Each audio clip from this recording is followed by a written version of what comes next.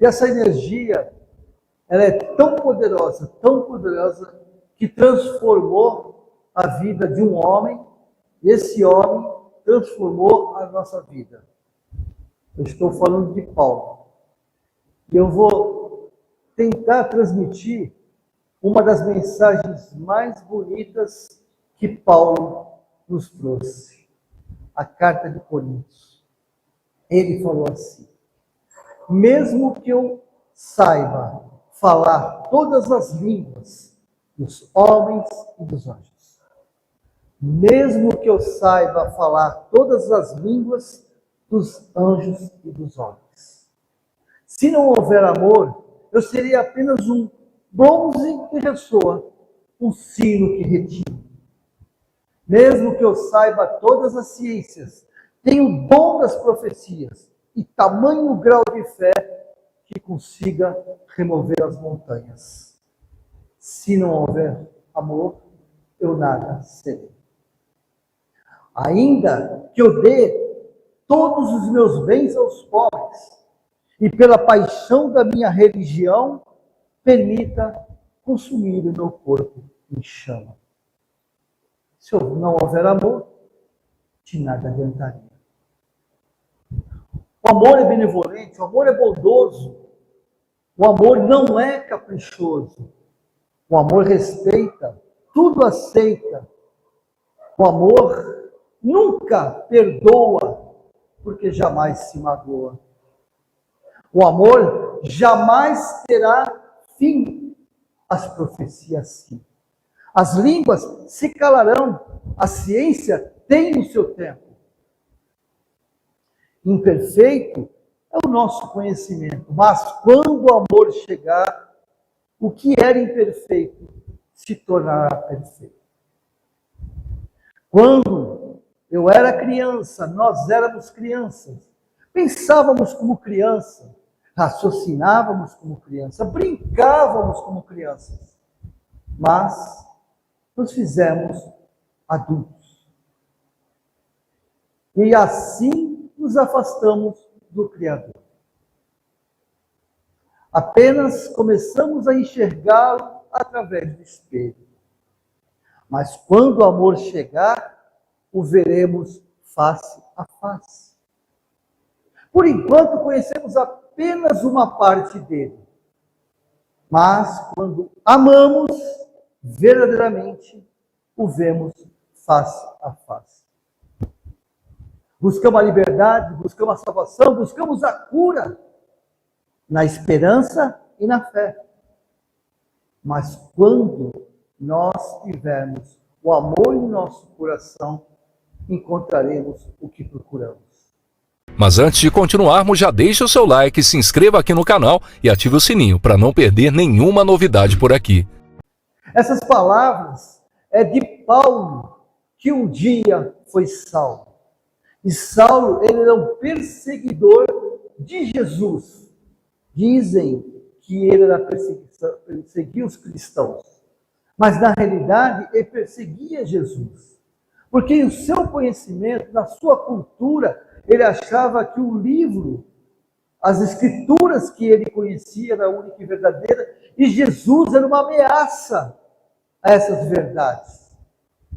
Acontece muito conosco, com as nossas crenças limitantes. E eu não estou dizendo as guerras, conflitos entre religiões, mas conosco mesmo. Conceitos, crenças limitantes que impedem que a gente possa se curar, progredir e amar. Jesus sempre teve o amor em seu coração e tem até hoje. E tenta nos mostrar, quando nós aguardávamos a vinda do Messias, o Salvador, e ele como nos libertar, não libertar dos algozes, César, imperadores, salvar. Porque nós não somos prisioneiros, escravos de pessoas. Nós somos prisioneiros de nós mesmos. E nesse conceito que nós temos de que nós não podemos, nós acabamos de alguma forma e nós vamos contra o dito de Jesus. Quando ele chegou para mim, chegou para nós e disse: vós sois deuses, podes fazer o que eu faço e muito mais. O que ele quer dizer? Que tudo aquilo que ele fez quando esteve aqui, nós podemos.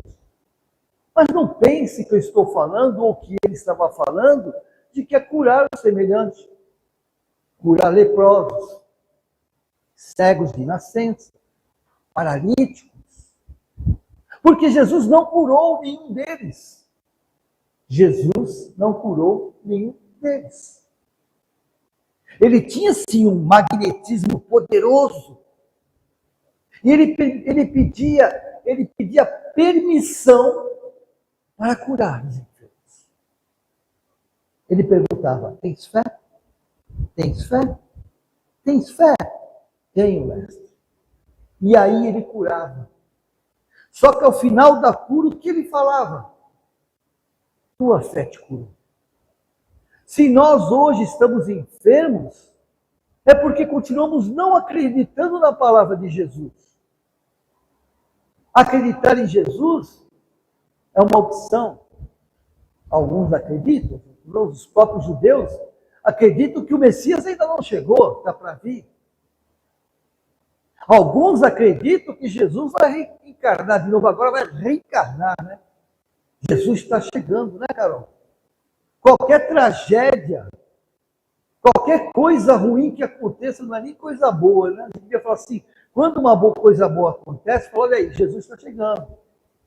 Não, é tragédia, como se ele viesse se vingar da gente, por ter crucificado, por ter arrastado ele na Sapucaí, né? Jesus se vingou. Vingou porque não sei quem que estava lá morreu. O escritor ficou doente. Olha, está vendo? Vingança de Deus.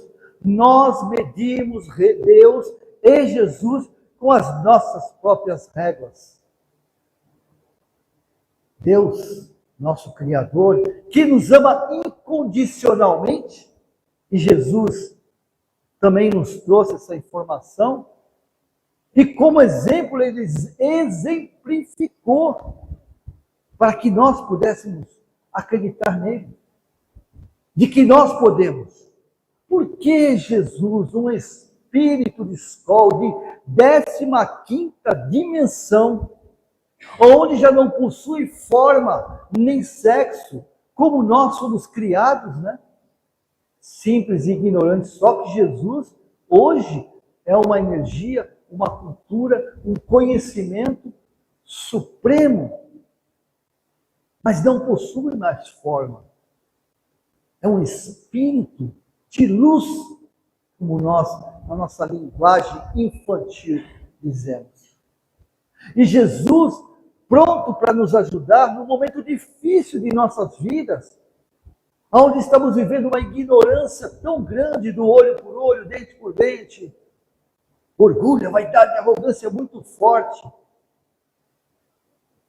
E após Moisés tentar nos lembrar que somos filhos de um Deus apenas, não dos deuses. E aí nós estamos começando a entender tudo isso. Ele veio tocar os nossos corações. Durante milhares de anos, ele se preparou para encarnar, perdão. Porque sendo ele o que era, um espírito de escola e de luz, precisava se adaptar ao nosso planeta, o nosso fluido vital, porque nós somos compostos de fluido cósmico universal, o hálito de Deus, aonde o Espírito absorve essa energia e o conhecimento, e ao nos prepararmos na espiritualidade, consumindo o fluido vital do planeta, da natureza, dos animais, compondo as nossas células, aonde nós somos. Nós somos 7 octamilhões de átomos. Segundo Einstein, cada um de nós, se tivéssemos consciência do nosso poder, acenderíamos uma cidade de 100, 200 mil habitantes. Mas não queremos. Não queremos. Como assim, meu cônjuge? Eu quero ter esse poder. Eu quero ter essa energia. Eu quero. Se nós quiséssemos, nós faríamos. Porque existe uma linguagem cultural de que tudo que queremos o universo já construiu para nós. Que o nosso pensamento tem vida. Ora é partícula, é energia. Quando partícula, eu crio o meu presente, o meu passado, o meu futuro e a próxima reencarnação, viu, Carol? Hoje, ao acordarmos, nós estamos preparando a nossa próxima reencarnação. Sem contar o desencarne, né? Nós preparamos todos os dias. O nosso livro, a nossa agenda, ao acordarmos, está em branco. Por que em branco? Porque o projeto reencarnatório existe, fui eu que criei, ele existe. Mas temos uma coisa chamada livre-arbítrio. E eu vou escrever na agenda, eu hoje vou fazer tudo o que eu me comprometi a fazer no dia de hoje. Ou então, falo assim, estou cansado, não vou fazer nada, não vou nem escrever na agenda, deixa lá para lá. Né, cara? Aí o tempo vai passando, eu não vou escrevendo, e aí quando, ao passar o tempo, 30 anos depois, 40 anos depois, vou dar uma olhadinha na minha agenda, como é que está o meu projeto reencarnatório, quanto é que eu fiz da promessa que eu fiz, não para Jesus, não para Deus, não os nossos pais. O projeto individual é indefinível. E quem constrói eu, para fazer mais as coisas e não, mas vou fazer as coisas fiz feito mais, né? Vem aí o véu do esquecimento, porque estamos em provas, alguns em expiações. E nessas provas, que são um pouco complicadas, porque nós não nos fizemos assim, quando estamos no mundo espiritual, e eu começo a bolar aula, né? Bolar aula do meu projeto reencarnatório. Não, hoje eu não vou assistir a matéria, não. Eu vou ficar aqui com meus amigos no intervalo. Na minha época era recreio, agora é intervalo. Vou ficar aqui batendo papo. O professor é muito chato. Eu estou fazendo uma metáfora. O professor, na realidade, é a vida. A vida é muito chata. É trabalho, trabalho, trabalho. As coisas que eu quero eu não consigo. Que droga. Por que está acontecendo isso comigo? O que foi que eu fiz? O que foi que eu fiz para passar pelo que eu estou passando, meu Deus?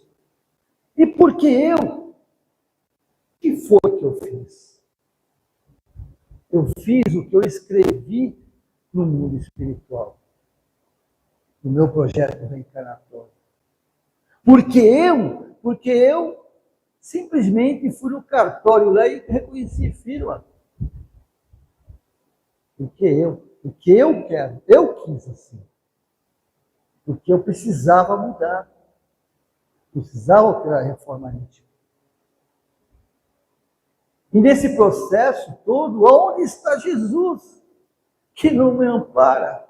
Eu venho aqui no centro da Carol, que é maravilhoso, ouvir a Carol falar, é sensacional, né? O carinho que ela tem, a fraternidade que ela tem conosco, o aconchego, o acolhimento dessa maravilhosa. Eu estou com um problema, a Carol me pega no colo e resolve os problemas. É Jesus falando conosco. Porque Jesus está ao nosso lado, não através de anjos, mas através dos próprios homens. Deus auxilia os homens através dos próprios homens, para que ambos aprendam. E muitas vezes a gente não quer ouvir falar, né? Minha mãe é muito chata, meu pai é muito austero, meu patrão, nossa, esse nem se fala.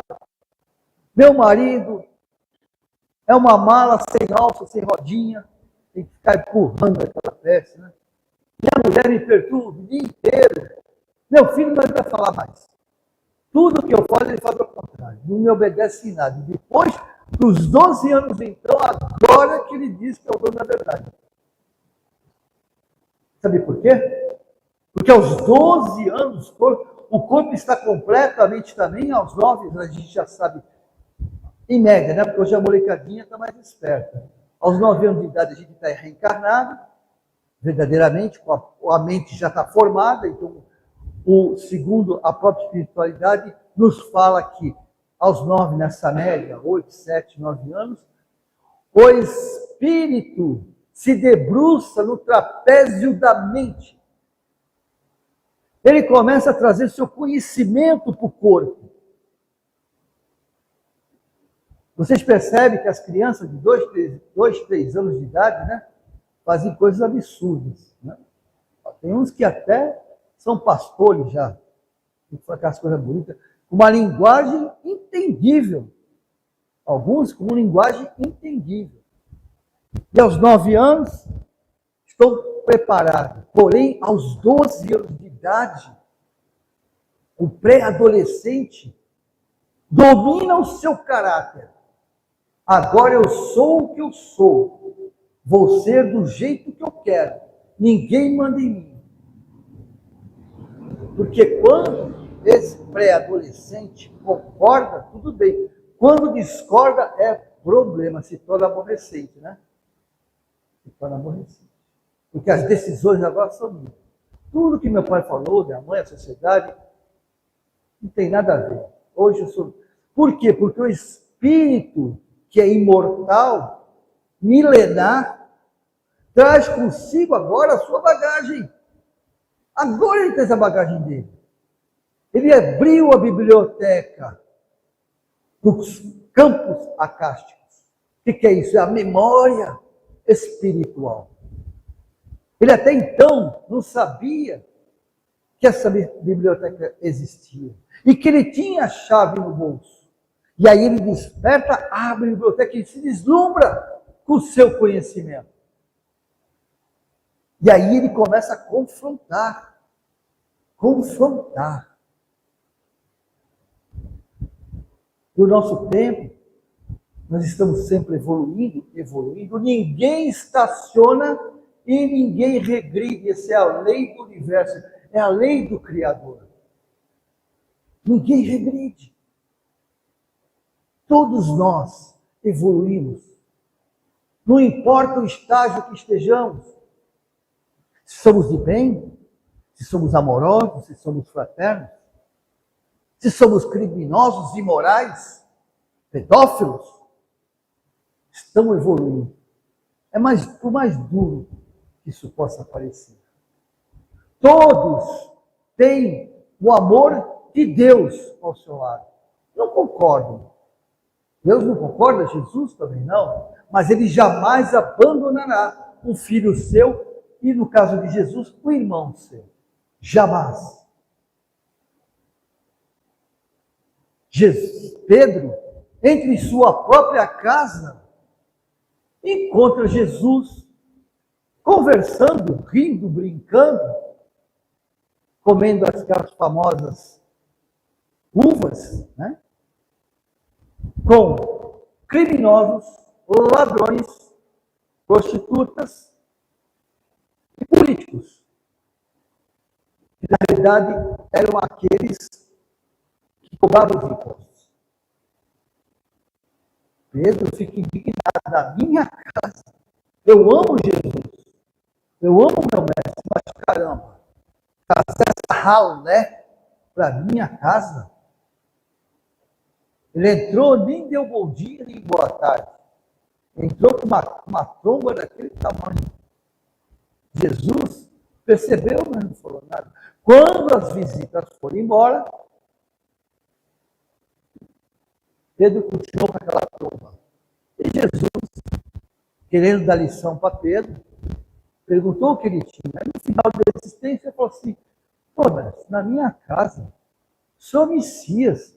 O senhor veio aqui para divulgar o evangelho do nosso Criador, de Deus. O senhor, do lado desse povo, se contaminando, se intoxicando. E Jesus deu um sorriso, de olhar terra, pôs a mão no ombro de Pedro e falou: eu não vim para os sãos, eu vim para os enfermos. É o que nós estamos fazendo aqui, gente. Nós somos os trabalhadores da última hora. Todos nós. Ah, mas eu não sou médium, eu não sou passista, eu não sou palestrante. Não é isso. Muitas vezes o passista, o palestrante, está cumprindo menos a sua responsabilidade do que aquele que não apenas vem tomar um passe, apenas vem ouvir uma palestra. Porque ser trabalhador de última hora é divulgar o Evangelho de Jesus. E quando eu falo o Evangelho de Jesus, não estou falando ficar com o Evangelho de Allan Kardec, o codificador, debaixo do braço e saindo do passe em ônibus, né? Se vê um mendigo da passe, não. O Evangelho de Deus, o Evangelho de Jesus, o que é? Se não amor. Porque esse mesmo que mandou as cartas aos Coríntios, quando Paulo, agora como Paulo, foi Saulo, o perseguidor de Jesus, matava anciões, mulheres, crianças, porque eram cristãos. Sem dó. Sem dó. Quando ele foi atrás de Ananias, pela estrada de Damasco, porque Ananias era uma pessoa que divulgava, todo mundo falava nele, que é esse camarada? Pô, estão falando mais dele do que em mim? Não, peraí, eu vou acabar com a vida desse cara.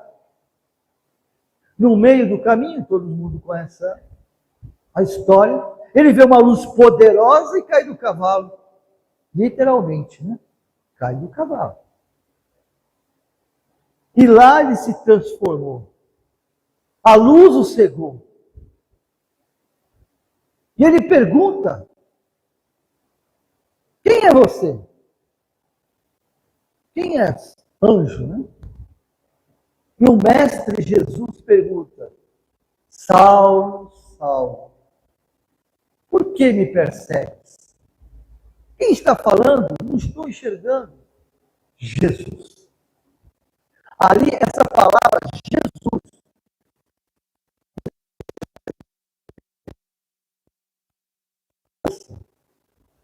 imensa. Quando vocês tiverem algum problema muito difícil, não digam nada. Apenas Jesus. Jesus. Jesus. Jesus. E Jesus. Vocês vão perceber que, no mínimo, vocês vão se acalmar. Isso é uma ressonância. Isso é uma frequência. Nós vivemos em frequência o tempo todo, gente. O tempo todo. E Saulo entendeu isso tão grande que ele fez uma coisa que eu não faço. Eu não faço. Estou tentando, mas ainda não faço. Quando ele caiu em si dos erros que cometeu, o que ele fez? O que queres que eu faça? Estou arrependido. O que queres que eu faça? E Jesus falou: vá e divulgue aos meus. E Saulo, agora Paulo, foi um dos maiores divulgadores do Evangelho de Jesus. Não é da doutrina espírita, nem do cristianismo, porque Jesus não é cristão, você sabia disso? Jesus não é cristão. Jesus não tem religião, ou tem? Alguém viu da história de Jesus? Ele pregava em algum templo, quer dizer, ele era convidado para ir no templo, mas ele pregava nas casas das pessoas, normalmente na casa de Pedro, de Mateus, ou nos montes. Não é assim? Nós nos tornamos cristãos porque somos seguidores, discípulos. Alguns conseguem ser até apóstolos. Então Saulo foi e fez o que os 12 apóstolos não fizeram. Saiu pelo mundo afora. Mundo daquela época, né? Falando sobre Jesus em várias tribos. E lá, assim, eles ficaram conhecendo. Então, nesse momento, em que nós estamos aqui todos reunidos, e como ele mesmo disse, aonde houver duas, eu vou ter a pretensão de mudar isso. Aonde tiver uma pessoa, eu estarei presente. Nesta casa bendita, que é assim com Jesus, ó, nesse momento, que essas forças, que essas energias que se fazem presente, não só dos trabalhadores encarnados, né, os médios, que também estão contribuindo com o seu ectoplasma, mas também com toda essa equipe maravilhosa que está se unindo e dando a cada um de nós, sem que percebamos, segundo as nossas necessidades. Os nossos problemas estão no nosso prontuário.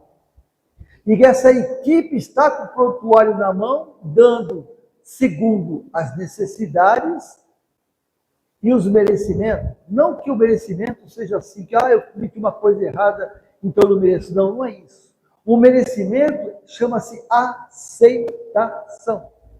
Eu aceito ser curado. Eu aceito um novo emprego. Eu aceito me libertar financeiramente. Isso não é pecado. Eu aceito, eu quero, eu permito. Mas nós não fazemos isso. Estamos doentes. Tem gente, né? Eu sei que eu sou terapeuta, e as pessoas fazem questão de dizer que estão doentes. E até aquele fala, não, eu estou mais. A minha glicose está mais alta que a sua. Ah, mas eu estou com 300. Ah, mas eu estou com 600, né? Minha diabetes pelo amor de Deus, né? Tu eu caio fora, né? Cai fora, você está fora da brincadeira. Não é verdade? A gente fica buscando. Por que nós fazemos isso? Alguém chuta para mim por que nós fazemos isso? Carência. Carência. A nossa carência é tão grande que a gente se autoflagela. Se autoflagela. Para poder, de alguma maneira, superar. Olha só que absurdo que o Newton Zuni faz. Para superar o outro, eu falo assim, não, mas tu tem diabetes, tá bom. Está melhor que a minha, né? A diabetes é mais alta que a minha. Mas a minha pressão está 23/12. Ganhei de você, só tem diabetes, eu tenho pressão alta. Eu sei que aqui ninguém nunca ouviu isso, né? Assim, o cara fica confrontando de enfermidade. Mas nós estamos muito carentes. Muito, muito mesmo. Sabe por quê? Para encerrar, porque nós abandonamos Jesus. Ele nunca nos abandonou e continua não nos abandonando. E nunca nos abandonará. Mas nós estamos abandonando ele. E eu não estou falando de ficar orando para Jesus, ficar dizendo Jesus para cá, Jesus para lá. Não é isso que ele quer, não. Não é isso que ele quer, não. Pode até falar assim, ó, eu não acredito em Jesus. Isso é tudo balela, e muito menos em Deus. Mas o meu comportamento é humanitário. É humanitário. Humanitário. Quando eu tive fome, tu me destes de comer. Quando eu tive sede, tu me destes de beber. Estavas doente, eu estive ao teu lado. Estivesses ao meu lado. Quando eu fui encarcerado, foste me visitar. Estava nu, me deste a tua vestimenta. Mas quando eu fiz isso? Por ti, Jesus. Estou te vendo agora. Quando eu fiz isso? Quando fizesse por um dos meus. Ele não quer ser idolatrado. Ele não quer ser idolatrado. Não quer ser enaltecido. Ele quer ter a certeza que todo esse processo encarnatório que ele teve, todo esse esforço, valeu a pena. Que ele deixou o seu amor. Pode ter ficado certo que as suas lágrimas foram visitadas. As paredes foi feita uma asepsia, uma equipe desta casa abençoada foi até lá. Suas águas, dos reservatórios, ou até mesmo de sua geladeira, dos seus filtros, foram magnetizadas. E fiquem certos, não importa quantas pessoas tem na família, aquele que for tomar o copo, a água vai ser modificada segundo a necessidade. Até mesmo os nossos pets queridos, nossas plantinhas, também foram. E se vocês acham que por algum motivo tem algum irmãozinho desorientado, ele foi convidado a se retirar. Não expulso, convidado com amor. Seus lares, como Deus determina, Jesus se compromete, está harmonizado. Que nós possamos levar essa luz, essa harmonia, para continuar com a mesma vibração e lá manter. Que Deus abençoe. Muito obrigado por tudo. Obrigado, gente. Não esqueça de se inscrever e ao final de deixar o gostei ou não gostei. Vamos.